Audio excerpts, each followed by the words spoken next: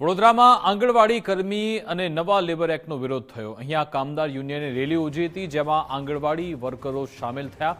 કોર્ટના ચુકાદાની અમલવારી કરાવવાની વર્કરોએ માંગ કરી। ઉકેલ નહીં આવે તો આંદોલન કરવાની પણ ચીમકી ઉચ્ચારવામાં આવી હતી। આજે અમે બધા હડતાલ પર ઉતર્યા છે કે અમારી માંગણીઓ છે કે સરકારે જે હાઈકોર્ટનો ચુકાદો આપ્યો છે આંગણવાડી વર્કરના 24,800 અને વેતેડાગરના 26,300 એનો હજુ સુધી અમલ કર્યો નથી।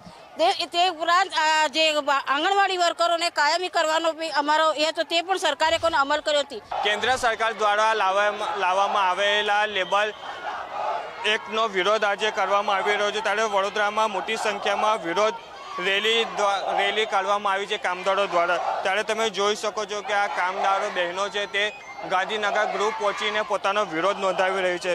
ત્યારે હવે જોવું રહ્યું કે હાઈકોર્ટ દ્વારા આ જે બહેનોની માંગણીઓ છે તે ક્યારે અમલીકરણમાં મૂકવામાં આવશે તે જોવું રહ્યું। Gujarat first news Vadodara.